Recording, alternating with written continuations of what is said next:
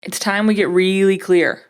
We're going to talk about some tactics today and talk about how they might or might not be helping you attract, nurture, and sell with your podcast.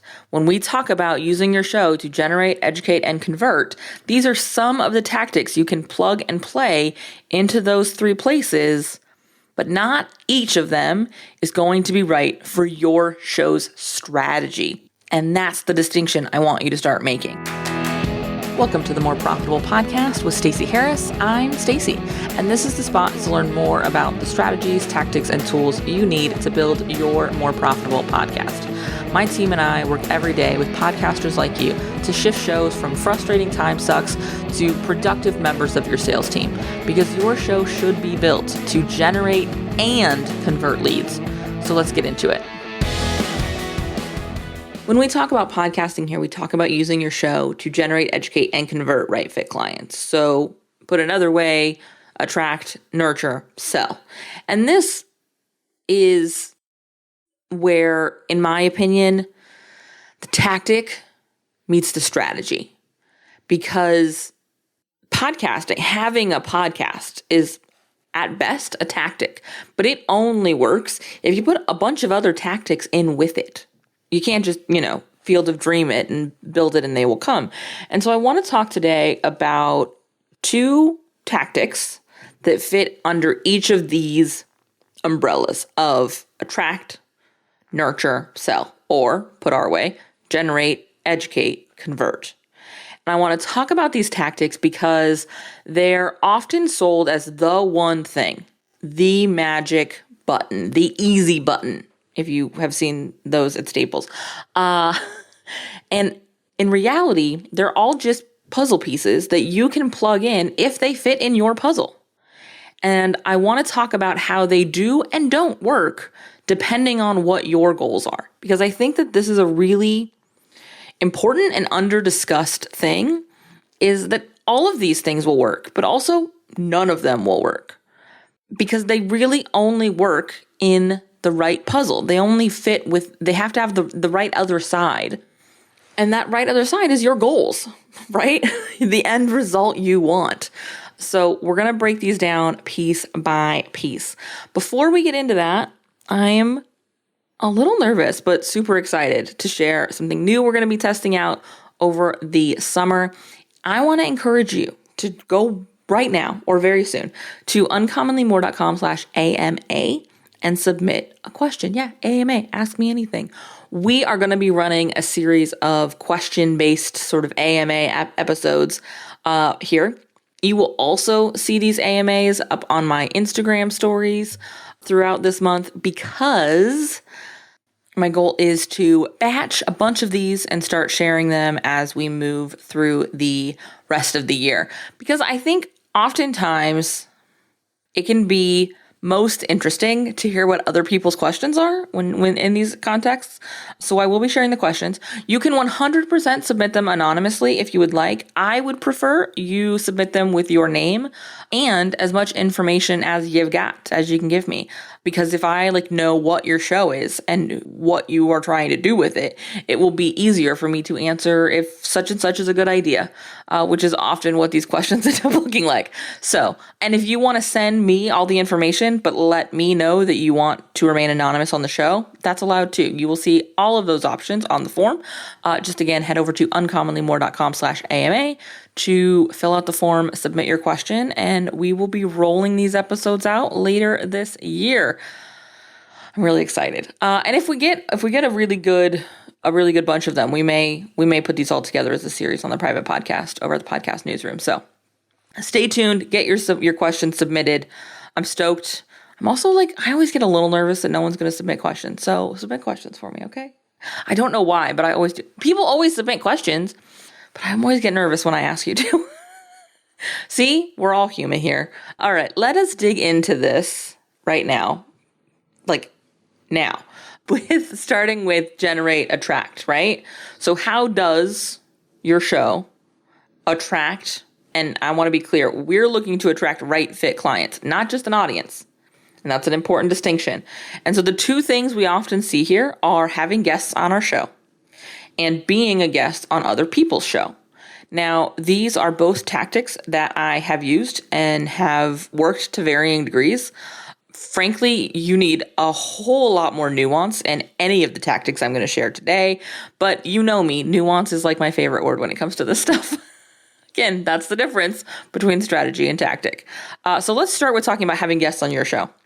We often think that is, or honestly, we're often sold. I don't know that anyone actually thinks this, but we're often sold that having guests on your show can be a really good way to attract new listeners to your show because they go and they share it with their audience, and then their audience comes and listens to the person they like on your show, and then inevitably fall in love with you when you only really say 8 words. I'm going to really try to keep this sarcasm free, but it's going to be tough. We all know my thoughts on guests. And then that they're going to find the show, fall in love with you, and it's going to be great. They're going to be listeners forever. And then they'll probably start buying stuff from you because they think you're awesome. And this does actually happen sometimes. It can, it's possible, but rarely. Also, the bigger the guest, the less likely they are to share. So that's, getting that big get guest can be great because it can feel really fun, but don't expect it to move the needle immediately on your show because it won't. Because honestly, their audience has heard the story they told you on the show because they've listened to it on whatever other content they consume from that person. So it's not universally a way to grow your show. However, it can be a really good tactic to use to attract right fit clients. When you start using your guests as an opportunity to network or extend a relationship or get to know someone better, it can be a really powerful attract tool because now we've changed the energy, right? And again, notice that this tactic, same tactic, used 2 different ways. One, not really going to work for us. The other, totally going to work for us. But that changes based on the goals of your show. And I'm starting here because in complete disclosure, I think this one is the most obvious.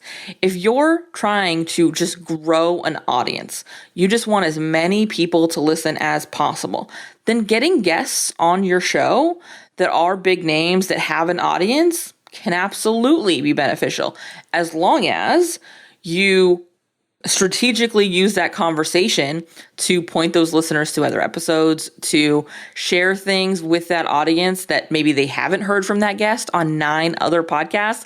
This used to drive me crazy when I would be listening to a podcast or a set of podcasts, and I for sure know somebody had launched a book because they were on every single show having verbatim the same interview because their PR team sent the guest, or the host rather, the questions, and the host is just basically providing them a PR opportunity, which is not bad, but not going to grow your show. And so you've got to be really clear. This is what I'm trying to do. This is how I'm using this guest. This is how I want to leverage them to get to their audience. So these are the things I need to do. On the flip side, if you're not using your show to sell your audience, meaning sponsorship, the audience is not for sale. You're instead selling to the audience, which is the format of our show here, and very likely your show if you listen to this show. We're using it to generate, educate, and convert right fit clients. And so you're much better off using guests as a way to extend a relationship. And so this could mean you bring people on and do some sort of audit or on-air mini coaching session. This could mean you have somebody who is, maybe you're a speaker and there's somebody else on the speaker circuit speaking at a lot of the places you want to speak at. And in an effort to extend that relationship, get to know them a little better, get access to their network, et cetera, you offer them the opportunity to be on your show and you feature that conversation and you get to know them better over the course of that hour and you extend that relationship. That's going to be a much better use of your guests to attract right fit clients. Because now, A, we're centering our expertise, and B, we're not showing up for the immediate sale.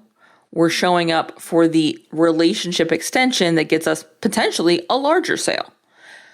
So there's 2 ways we can be using guests in a way that does make sense inside of our show, inside of our strategy. So we took this tactic and we added a bunch of nuance, and then we got clear on how to make this work for us. And I would also argue that you got to be clear at how much of this tactic you want to add in. And this is why we're talking about more than one tactic. Do you want this to become a show where it's all guests all the time? If your purpose is to sell the audience, meaning you have a sponsorship, so the audience's attention is what's for sale, you're bringing in ad revenue or whatever, yeah, sure, guests every week is great, or every episode rather, is great. Because you're constantly wanting to attract those new eyes, because that's what you're looking for. You're looking to have the same kind of conversations with different people over and over again. So the people who like those kinds of conversations with those kinds of people keep listening. And that's how you're using that to attract a larger audience. Now let's go in where we're selling to the audience. So it's self-sponsored. We're selling them products. We're selling them services, but it's stuff from our business. Probably not. Because if I'm constantly bringing in other people, you're not, as the listener, actually building a relationship with me. Even if you're using this tactic in the way we just talked about, where you are featuring your expertise because you're doing audits, or you're doing these like sort of mini coaching sessions, or you are having a just conversation versus an interview with somebody who's you're looking to extend a relationship with. Yeah, absolutely. But you're still not going to get the direct relationship build, certainly as quickly at the same rate as you will in this format where I'm just talking to you. You're not fly on the wall listening to me talk to someone else. I'm talking to you. And based on the DMs I get, sometimes you talk back to me. And I like that. I like when I hear people message me and they're like, you said this today and I couldn't help it. Like I just answered your question. It delights me. So send me DMs when you do that. But yeah, that tactic is used more aggressively or more sparingly depending on the goal, depending on the strategy we're putting it in. Okay? Let's talk about this in another context, right? Being on other people's show. Now, this is one that I like a lot. It can be really great, but it's kind of the opposite of everything I just said. If you're looking to go be on other people's shows to attract an audience to your podcast, but you're going and being on other people's shows and talking about absolutely nothing that relates to your podcast, this is not going to work. And so if I went on the Jane Doe show, there's some nice rhythm there, the Jane Doe show to get a audit of my astrological chart, I think that would be called a reading. But anyways, I have my chart done. That's probably not going to drive traffic to this podcast. And if it does, it's not going to be people who want to work with me. It's not going to be people who want to stay.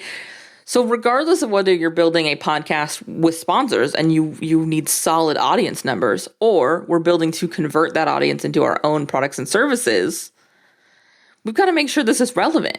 It's got to be run through the filter of how does this fit into my strategy. On the flip side, I need to be on podcasts that my audience is listening to. This is maybe more than any other tactic I see, one of those things where you've really got to be watching the quality versus quantity conversation. Because a high number of interviews is likely not going to give you the visibility you want, and is a lot more exhausting than a handful of well-placed interviews. Meaning interviews in front of your right fit audience, people you want to come and listen to your show because you want them to come buy from you. And also, where can I have the conversations I need to have to attract the listener? How do I come ready to drive traffic from that show to my show? How am I using that show to sell? If you're uncomfortable doing calls to action on your own podcast, you're going to have a real hard time doing it on somebody else's. When I do an interview, I always come ready with 3-5 episodes that I can point to in the course of our conversation. These are the ones that come up a lot, or, I have got an idea. I obviously have an idea of what we're going to talk about. And so I have an idea of what my answers will be because I'm an expert in this space. And so I have the episodes at the top of my mind that I know we talk about this a lot. One of the big ones is we did an episode on pod fade. I don't even know what episode number it is. I'll put it in the show notes. That one comes up a lot because people all use the term pod fade at some point, because what often causes that is a lack of strategy and a lack of process. And so I'll say, briefly, this is what it is, or this is what it causes it, and then I'll say, I did a whole episode about this because it's so important and it's over at blah, blah, blah. Well, I'll send you a link for the show notes. And so now I've got these touch points to, here's something to listen to. Here's what's next. That's what makes this work, is by layering in the strategy. The tactic doesn't work without that. All it does is exhaust us. And this is the loop we end up in when we're buying tactics instead of strategy. This is the loop we end up in when we focus only on the task of it all, instead of spending a beat in that intention piece. And that intention piece is your planning. That's your strategy. If you're not doing these things, you're not being intentional with these actions. And these are expensive actions to not be intentional about. And I'm not even talking about money. Like, let's set the financial piece aside. What is your capacity worth these days? I don't know about you, but mine's gotten real expensive. There's only so much real estate in this brain. And the older I get, the smaller it gets. And I'm willing to bet the same feels true for you. And so the most expensive thing is my capacity and my time. And I'm wasting both if I'm focusing on the tactic and the to-do, especially in this attract piece, instead of the intention. All right? So there's two pieces. Let's dig into the nurture, or the educate, as we talk about. The tactic here that I want to talk about is how-to episodes. And the nuance here, and they're both how-to, right? They're both how-to episodes, but they're different kinds of how-to episodes. And one works for one kind of podcaster, and one is going to work for another kind of podcaster. And we're actually going to talk about these both in the context of your selling services. You're selling coaching, consulting, done-for-you services. You're using your show to sell. You're not looking for sponsorships. When you put on the tactic of how to do what you do, it is going to have different ramifications depending on what you sell. So if you're somebody selling entry-level programs, how-to guides, templates, and I've got a whole show full of here's how to do what I do, why, especially because people rarely take action from a podcast, why would I invest with you to do something I'm already not actioning when you give it to me for free? It puts me as the listener in the position of, oh, I'm totally going to buy that after I do the 6 things I learned from her on the podcast. And that gets rough when you're selling a 97, 197, even 1997. Like, even when we're looking at courses that we're looking at upwards of $2,000 investment, if I've got a whole list of episodes on how to do this and that, why would you buy it? Let's put this in the context of this business, just because I think it's the easiest example. If I had a $2,000 course that taught you how to do everything I do, right? Here's how to be your own producer. And then I started doing a bunch of episodes that were, here's how to record your show. Here's how to select your mic. Here's how to level your sound. Here's how to optimize show notes. Here's how to... Why would you buy the course if you're living through all of these free how-to episodes? And again, the scarier outcome here is that I don't take action because you gave it to me for free and There's no real, like, I'm not trying to prove I made a good investment. I'm accountable to nothing. And it's clearly not that urgent because I'm not investing in it. But none of this is going to be my fault. It's going to be that didn't work. Or you're leaving me to go, well, it doesn't work for me. Because I'm going to either ineffectively or not at all implement it. That's just the way it is. However, if you are somebody who sells high-touch, done-for-you services, giving little bits about how you do what you do can be really helpful because it gives those people making a pretty sizable investment some clarity that you know what you're talking about, that you understand this.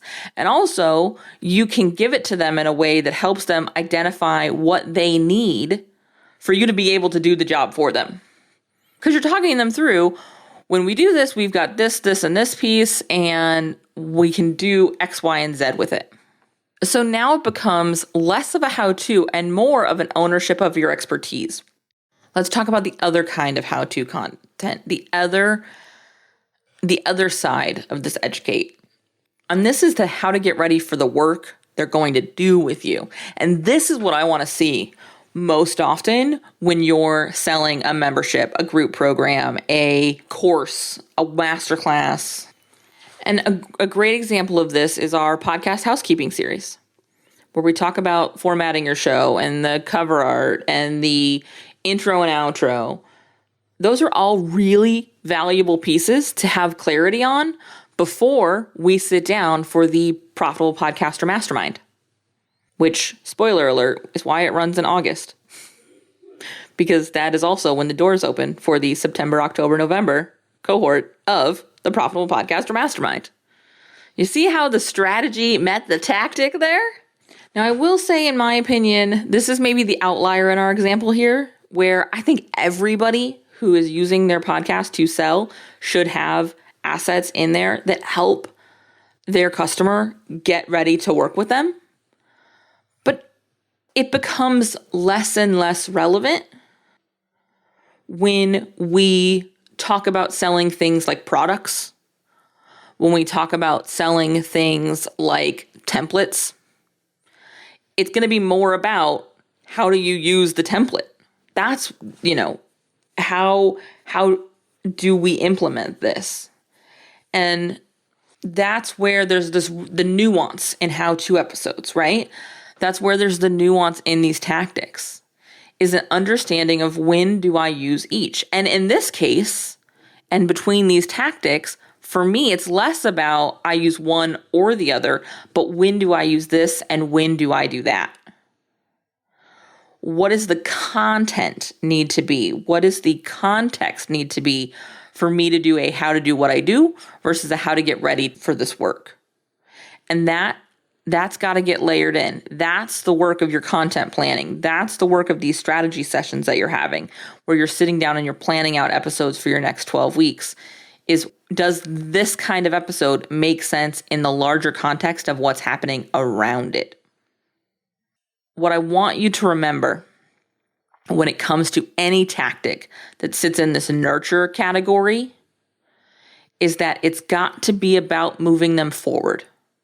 It can't be just about allowing them to spin their wheels where they are, because that's uncomfortable. No one wants that. We want to be moving forward. We want to be moving to the next place. And if we overwhelm them by fire hosing them with value and calling it nurturing, we are keeping them spinning their wheels. It's like their tires are stuck in the mud and we just keep adding more mud. That's not going to get them out, right? We've got to help them get out of the mud. And so that's got to be the filter you're running the how-to question. Am I giving them information that moves them forward, or am I giving them information that keeps them stuck?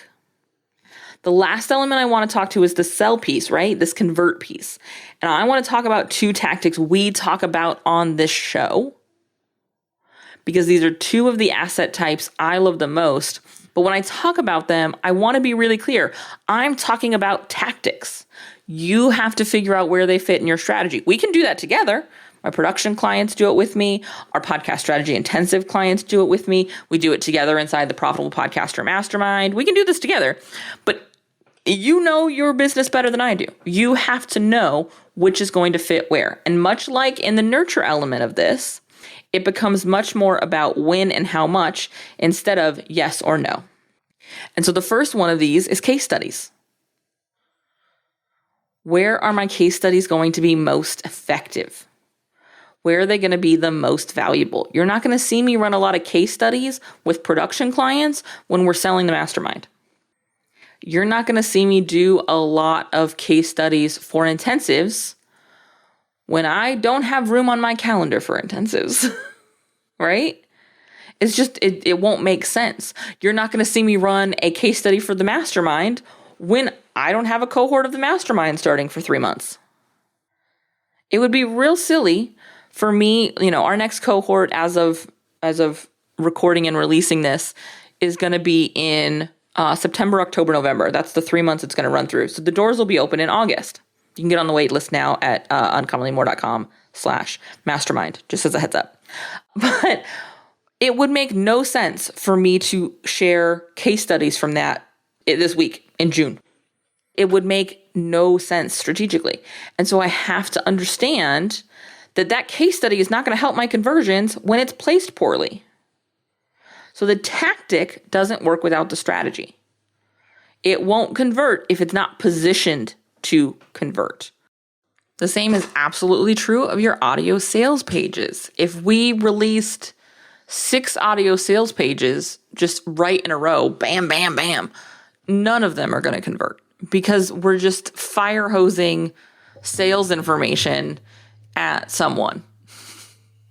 And that's not a super effective way to actually drive sales. We have to partner these things with other pieces.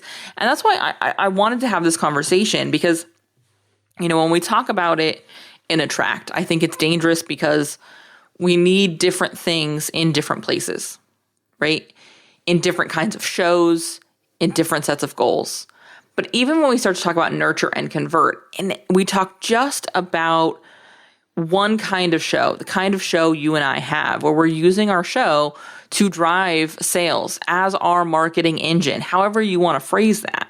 When we self-sponsor our show, we still have to make sure that we're taking these tactics, even though they're great tactics, we still have to be layering them into our strategy. We still have to be running them through the filter of our goals for that period of time. And so I want to challenge you as we close out this episode to look at your next 12 weeks. Look at your strategy. Do you have a list of tactics or do you actually have a strategy? Because just a list of episodes is not your strategy. You need to know why they're there. What is their purpose? What is the intention with each of these assets before you even build it? Because it's going to help you build it better. A great way to do this, podcast strategy intensives. We've got spots open now for this summer. Head over to uncommonlymore.com/intensive. Book a conversation with me. We will find the right time for you. We will find the right fit for you. And we will then build our focus for your podcast strategy intensive. I'm so excited. Head over to uncommonlymore.com/intensive to book that call. I'll see you right back here next week. Bye. Thanks so much for listening to the show. Remember that content consumption does not make changes. So commit to doing something from today's episode. Maybe it's taking action on what we talked about. Maybe it's reaching out to me and learning more about podcast strategy intensives or what podcast production looks like with our team. All of that is over at uncommonlymore.com. And if you haven't yet signed up for the podcast newsroom, I want to remind you that is a great next step. If you're not really sure what comes next, hang out over there. Get those exclusive private episodes. That's over at podcastnewsroom.com. And the last favor I will ask, because social proof is endlessly important for sure, is to leave a rating or review for the show. If you go to ratethispodcast.com/more, that's the easiest way to do it. But I would love to hear what you thought of the show, what you think of the show, and if the show has been helpful for you. I can't wait to chat with you. So this is just the start of the conversation. Reach out so we can keep it going. Talk soon.